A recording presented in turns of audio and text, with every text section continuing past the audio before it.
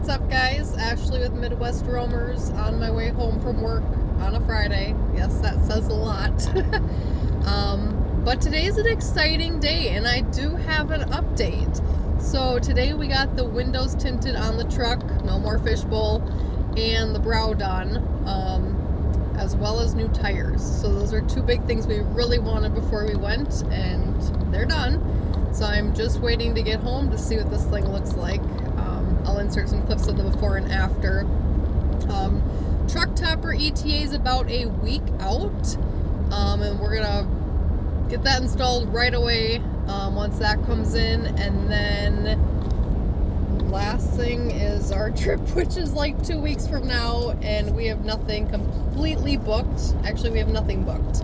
We are 100% winging it. We have an idea about where we want to go and a few things we would like to see, but it's not set in stone yet, but we are going.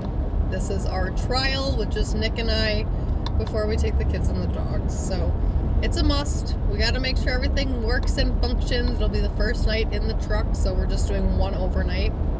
And yeah, so happy Friday. Thanks for tuning in, and here's an update on the truck.